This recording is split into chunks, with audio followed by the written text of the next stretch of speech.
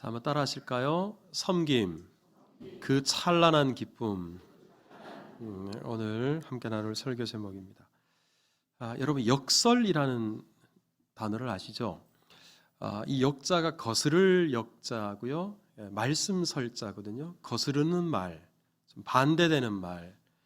일반적으로 우리가 보통 사리에 맞지 않다고 생각되는 말, 이런 것들을 역설이라고 합니다. 그런데 이 역설이라는 말은 겉으로 보기에는 분명히 반대되는 말인데, 거스르는 말인데, 가만히 생각해 보면 그 안에 진리가 담겨 있다, 이런 의미로도 사용이 됩니다. 우리 가령 패는 칼보다 강하다. 자, 여러분 한번 묻겠습니다. 펜이 강합니까? 칼이 강합니까? 칼이 강하죠. 이거 뭐 두말할 나위가 없죠. 그런데 이 펜이 가지고 있는 함축적인 의미가 지식과 정보를 전달하고, 그리고 글을 써서 사람들을 일깨우는 거예요. 하지만 칼은 강압적인 힘, 무력, 이런 것들을 가리키거든요. 그러니까 참 힘이 없어 보이는 언어와 글이 오히려 무력과 강압적인 힘보다도 훨씬 더 사람들을 유익하게 하고 사람들을 일깨운다. 생각해 보면 절로 고개가 끄덕여지죠. 실패는 성공의 어머니다. 여러분, 실패가 어떻게 성공이랑 연결될 수가 있어요? 하지만 이것도 생각해 보면 우리가 실패를 통해서 경험이 쌓이고 보완을 하게 되고, 그러면 단단해지고 성숙해져서 결국 이 실패가 영원한 끝이 아니라 오히려 이 실패를 디딤돌로 해서 성공에 나아갈 수 있거든요. 그러니까 실패는 성공의 어머니다. 역설이지만 고개가 끄덕여집니다. 자, 이렇게 설명드렸는데도 역설의 의미를 잘 모르시는 분들이 계실까 봐 그림을 하나 준비했는데, 자, 한번 보시면 화살표가 하나가 있어요. 자, 우리 화살표가 분명히 작은 화살표는 어디를 가리켜요? 오른쪽을 가리켜요. 그런데 이 작은 화살표들이 모여서 어디로 나아갑니까? 왼쪽으로 나아가요. 분명히 뒤로 물러서는 것 같아요. 후퇴하는 것 같아요. 하지만 이 물러서는 것이 오히려 나아가게 되는 그런 결과를 초래하게 되죠. 이런 경우에 역설이라고 합니다. 자, 그런데요, 이런 역설이 가장 많이 담겨져 있는 책이 뭘까? 이렇게 질문하시면 바로 성경입니다. 여러분, 성경 안에는 온통 역설로 가득 채워져 있다, 이렇게 말씀드려도 과언이 아니에요. 우리 몇 가지 예를 들면 마태복음 23장 12절에 예수님께서 이렇게 말씀하셨어요. 누구든지 자기를 높이는 자는 어떻게 돼요? 낮아져요. 하지만 자기를 낮추면 높아져요. 사실 자기가 높아지려면 요즘은 자기 PR 시대잖아요. 자기를 자꾸 드러내야 되잖아요. 부각시켜야 되잖아요. 하지만 예수님께서는 정말 자기를 높이기를 원하는 사람들은 오히려 낮아진다. 오히려 겸손하게 자기를 낮출 때 그때 하나님께서 높이신다. 역설이지만 절로 고개가 끄덕여집니다. 고린도후서 12장 10절에 보면 바울이 이렇게 고백을 합니다. 내가, 끝부분을 보세요. 약한 그때에 어떻게 돼요? 아니, 약한 게 어떻게 강합니까? 하지만 바울이 이렇게 말을 했을 때는 이유가 있어요. 내가 만약에 강하다면, 부족한 게 없다면 하나님께 기도하겠나? 하나님 의지하겠나라는 거예요. 하지만 내가 약하니까, 내가 모자라니까, 부족하니까 하나님께 매달려요. 그러면 내가 하나님께 매달리고 하나님 의지할 때 하나님이 역사하시거든요. 그러니 바울이 자기가 경험적으로 내가 강할 때는 약한데 오히려 내가 약할 때 하나님의 능력이 나타나더라. 약할 그때가 바로 강하다. 이렇게 고백을 했어요. 우리 고린도후서 6장 10절에 보면 우리 그리스도인들의 정체성에 대해서 이렇게 말씀해요. 근심하는 자 같은데 항상 기뻐하는 사람들, 가난한 자 같은데 많은 사람을 부유하게 하는 사람들, 아무것도 없는 것 같은데 모든 것을 가진 사람들. 이 역설이죠. 근데 여러분들은 이 말씀의 의미를 아시죠? 우리가 왜 근심하는 자 같은데 기뻐하고 정말 가난한 자 같은데 많은 사람들을 부유하게 할 수 있습니까? 이것은 우리의 능력이 아니고 우리 안에 보배 되신 예수님을 모시고 살기 때문에, 우리 같은 부족한 사람들, 이 사람들도 많은 사람들을 부유하게 하고 모든 것을 가진 자처럼 살 수 있게 되는 거예요. 이 역설 속에 진리가 담겨져 있는 겁니다. 자, 그런데요, 이런 성경 속의 역설들, 제가 몇 가지만 예를 들었습니다만 꼽으라면 몇 시간에 꼽을 수 있어요. 그런데 그 중에서 이 역설 중의 역설, 성경 속에서 가장 중요한 역설, 그 역설이 뭘까? 한번 따라서 해보세요. 예수님의 십자가. 자, 우리 고린도전서 1장 18절에 보면 이렇게 말씀해요. 십자가의 도가, 끝부분을 보세요. 하나님의 능력이라. 즉 십자가는 하나님의 능력이다. 그리고 이어지는 말씀들을 보면요, 십자가는 하나님의 지혜다, 십자가는 하나님의 승리다, 십자가는 영광이다, 이렇게 말하거든요.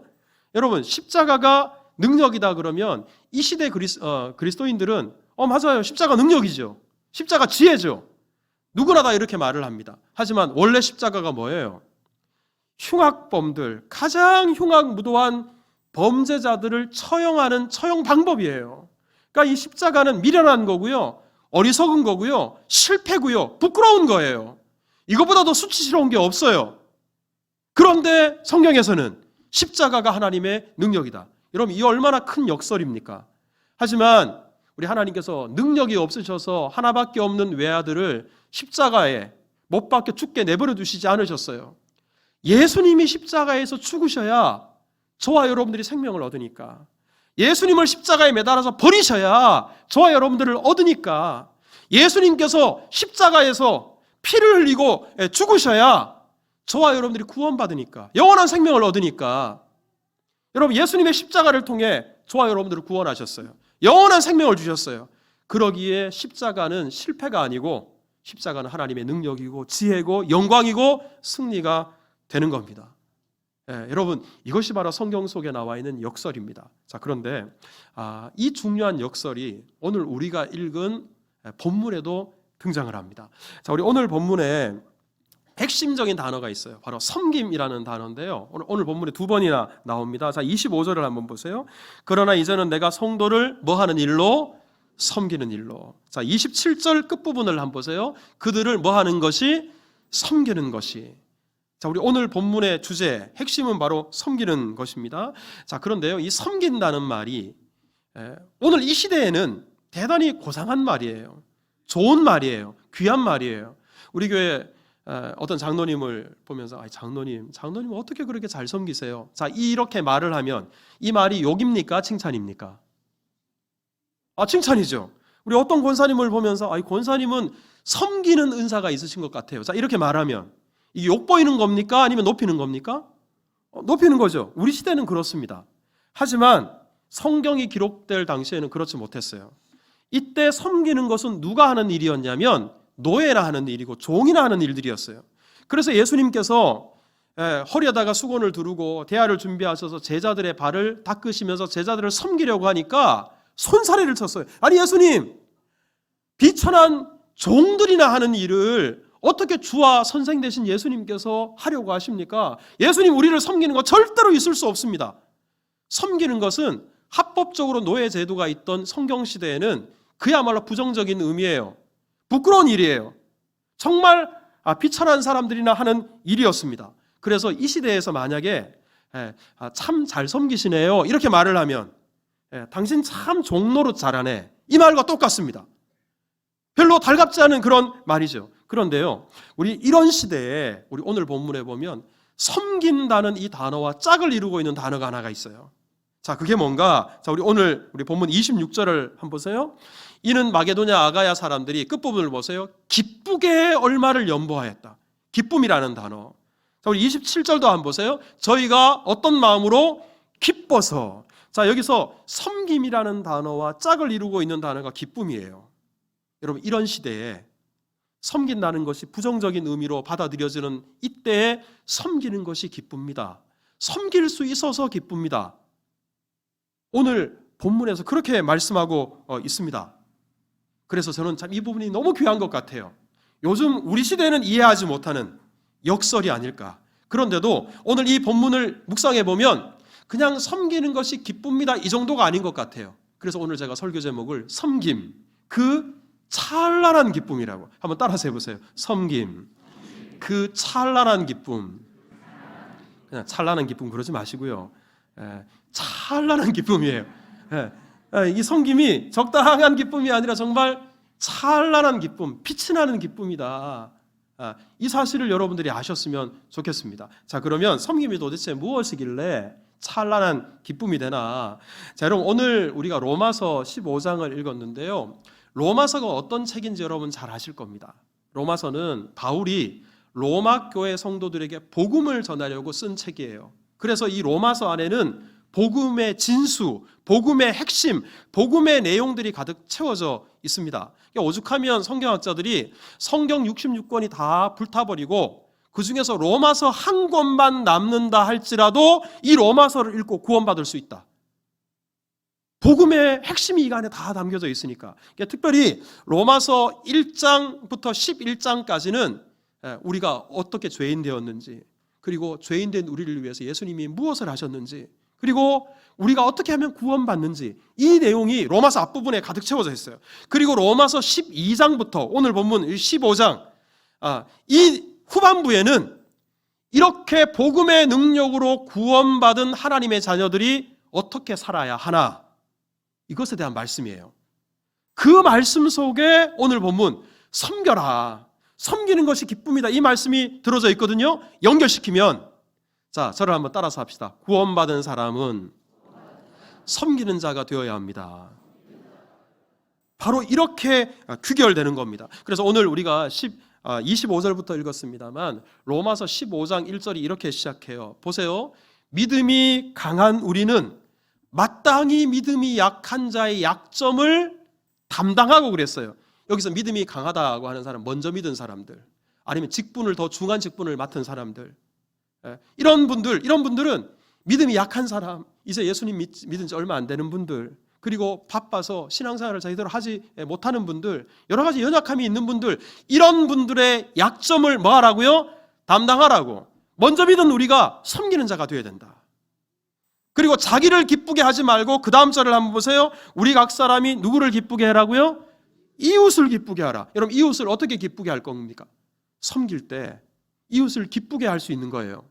그러니까 구원받은 하나님의 자녀들은 마땅히 이렇게 섬기는 자가 되어야 된다. 그래서 저는 정말 구원받은 성도인가, 내면에 자기 안에 복음의 확신과 복음의 능력이 있는가, 이거 어떻게 증명하는가, 얼마나 잘 섬기는지를 들여다보면 그분의 믿음을 들여다볼 수 있어요. 그래서 저는 섬기는 것이 곧 믿음이다, 이렇게 말씀드릴 수 있고요.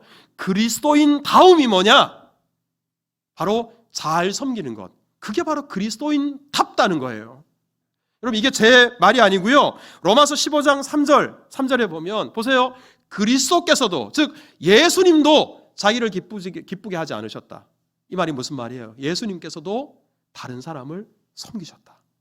마태복음 20장 28절에 보면 예수님이 이 땅에 오신 이유, 이 땅에 오신 목적에 대해서 말씀하시는데 잘 아시는 구절이잖아요. 같이 한번 읽어봅시다. 시작.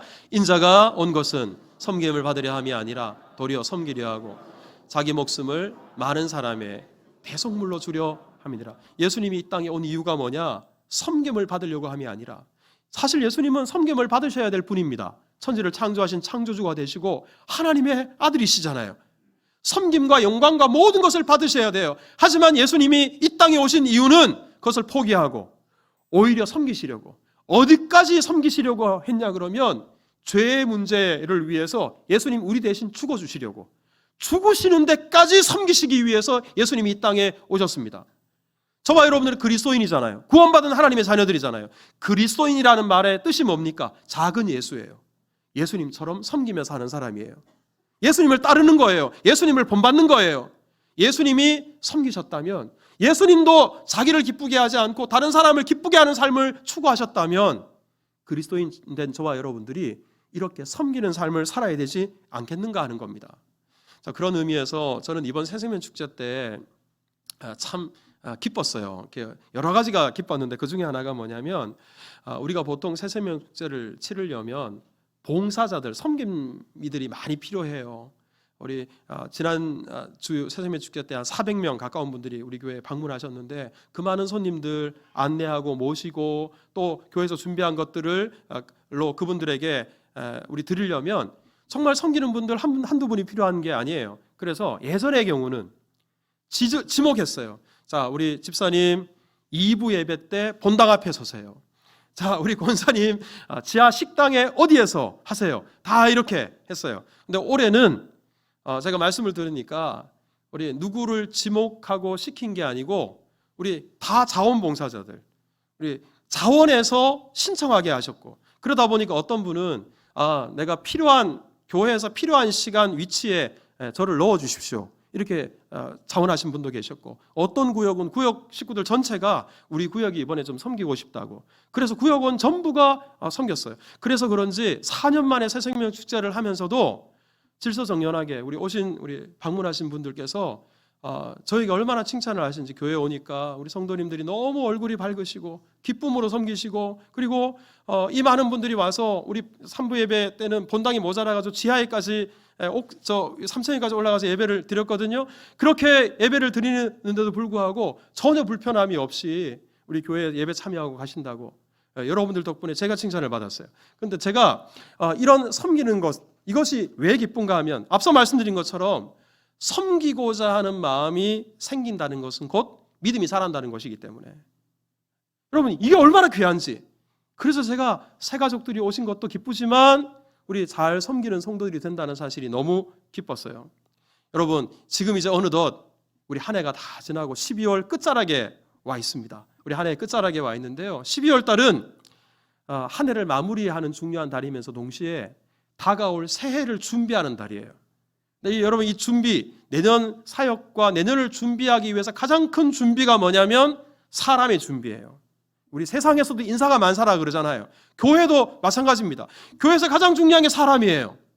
그러니 우리가 우리 섬긴 지원서를 지금 여러분들에게 작성해서 좀 자원해 주세요라고 부탁을 드립니다만, 우리 교회 학교 다음 세대들을 위해서 섬기는 교사가 턱없이 부족하고요, 우리 또한 예배 안내위원들도 부족하고, 우리 찬양팀에 또 우리 성가대에 우리 섬기는 분들이 또 필요하고, 교회 곳곳에 우리 섬기는 분들이 필요합니다.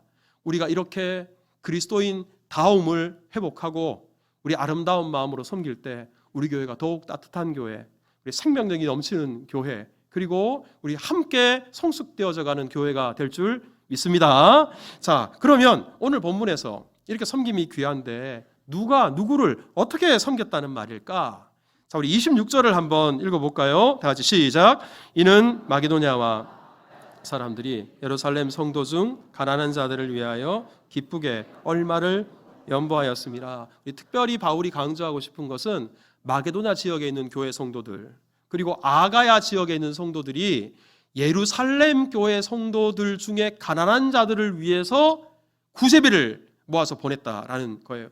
이걸 지금 바울이 강조하고 싶은 겁니다.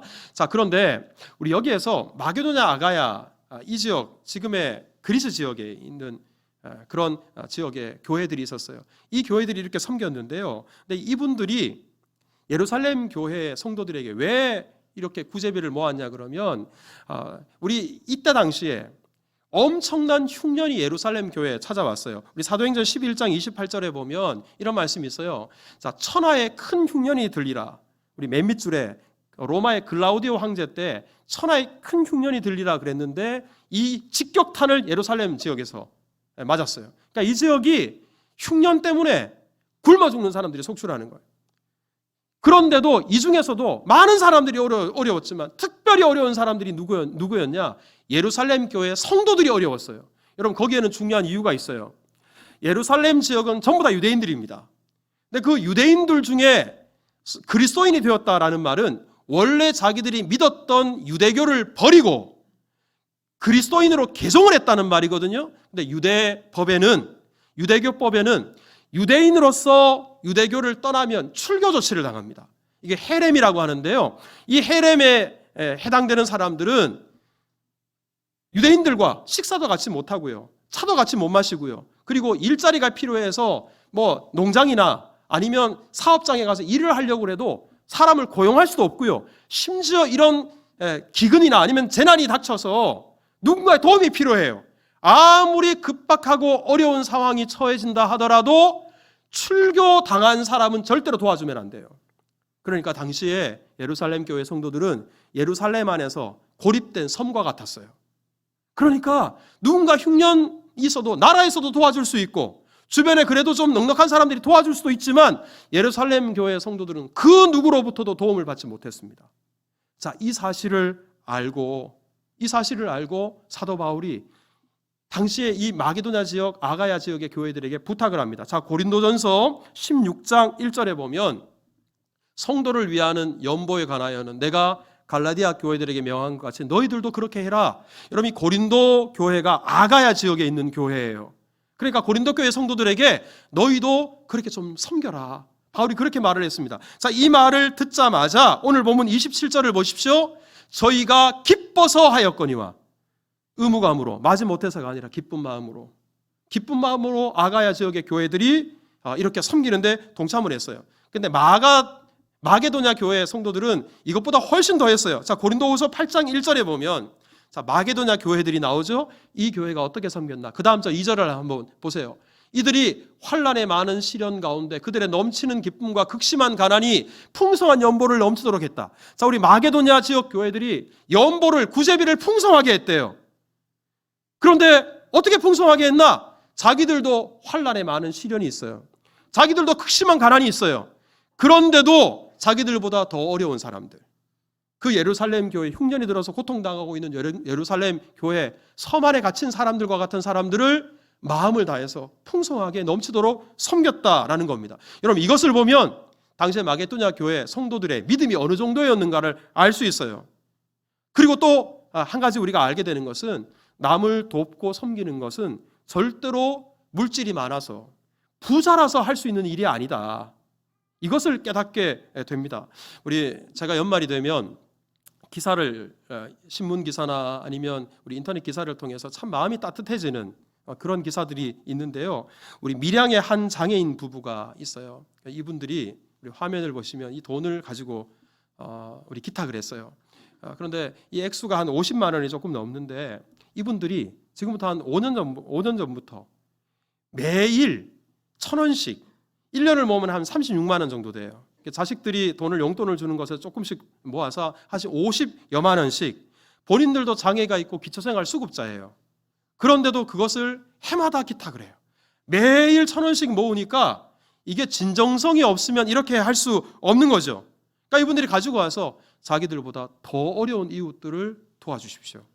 그렇게 맡기는 거예요.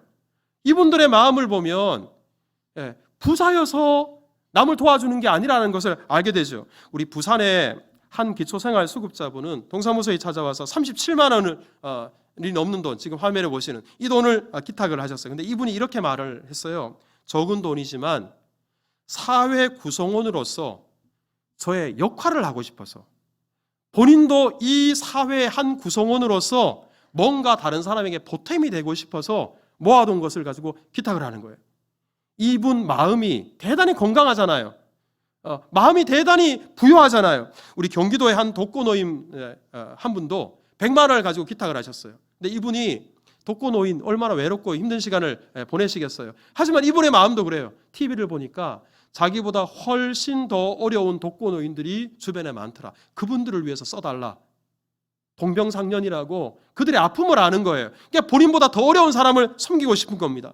우리 서울에 지체장애 3급 우리 장애인분이 구두 수선방을 운영해요. 우리 이분이신데요.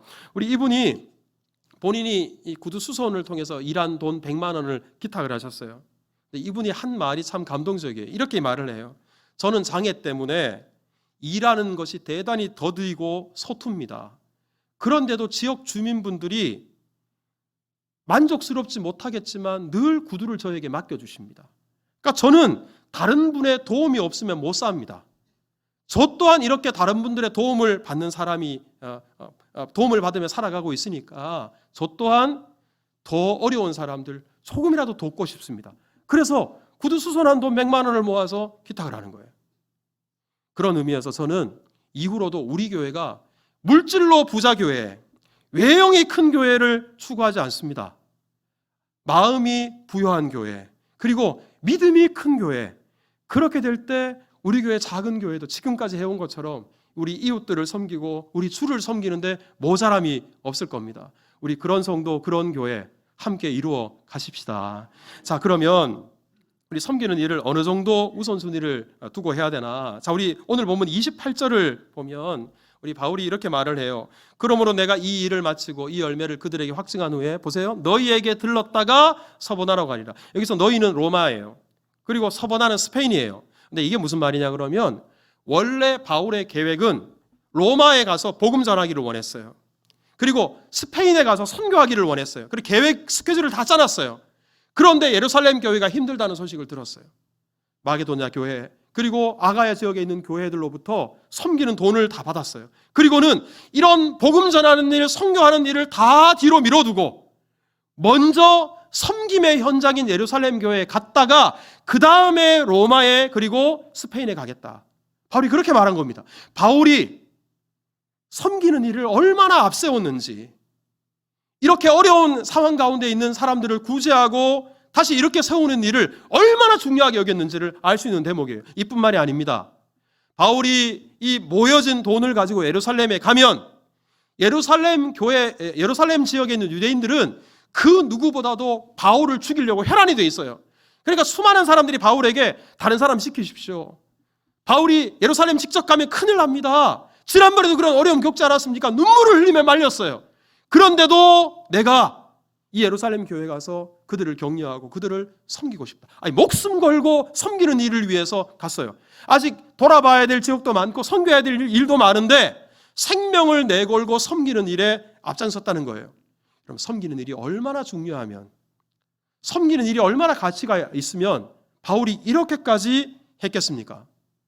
때문에 여러분, 섬기는 것, 이것은 넉넉한 누군가가 하는 일, 시간이 남아도는 누군가가 하는 일, 이런 일이 절대로 아니고요. 모든 그리스도인들이 바로 복음을 전하는 열정으로, 선교하는 열정으로 목숨을 걸고 이 섬기는 일에 우리가 힘써야 된다라는 사실입니다. 여러분, 우리가 지금까지도 주를 섬기고 우리 이웃을 섬기는 일을 힘써왔습니다. 그런데 정말 연말에 더 어떻게 주를 섬길 수 있을까? 이웃들을 어떻게 섬길 수 있을까? 고민해야 되는 시기라고 저는 생각을 합니다. 우리 성탄절을 앞두고 있는데요. 우리 성탄절을 우리가 잘 준비해야 되고 잘 맞이해야 되잖아요. 성탄절을 잘 보내야 되잖아요. 그러려면 성탄의 핵심이 뭔지를 알아야 돼요. 여러분, 성탄의 핵심이 뭡니까? 앞서 우리 읽었던 구절 그대로 하나님의 아들이 사람의 몸을 입고 이 땅에 섬기시기 위해서 오신 날이 성탄입니다. 그렇다면 성탄은 내 배를 추구하고 나의 기쁨과 나의 유익, 자기를 기쁘게 하는 일을 위해서 성탄을 맞이하고 보내야 될 것이 아니라 우리 또한 예수님의 마음을 품고 우리 이웃들을 어떻게 섬길 수 있을까? 주를 어떻게 섬길 수 있을까? 그렇게 고민하며 섬기는 것이 성탄의 진정한 의의가 아니겠어요? 그래서 우리 교회가 벌써 5년째 롯박스 사역을 하고 있어요. 근데 해마다 풍성하게 참여해 주셔서 얼마나 감사한지. 우리 올해 우리 주변에 우리 동사무소를 통해서 우리 지역을 섬기기를 원하고요. 또한 우리 보육시설, 그리고 우리 청소년 쉼터, 그리고 장애인 시설들, 그리고 미자립교회들 여러분들 따뜻한 온정을 보내주시면 섬기려고 합니다. 비록 물가가 올라서 지금 우리 경제적으로 허리띠 졸라매도 어려운 시기지만 부자가 섬기는 것이 아니라 마음이 부유한 사람이 섬기는 것이라는 사실을 기억하고 우리 어려운 때라도 더 어려운 이들이 있다는 마음으로 우리 한번 섬기십시오. 그리고 주를 섬기는 일에 동참해 주십시오. 그럴 때 여러분, 섬기는 것이 얼마나 찬란한 기쁨인가, 이 역설의 진정한 의미를 깨닫게 될 것입니다. 이런 은혜가 우리 모두에게 있기를 축복합니다.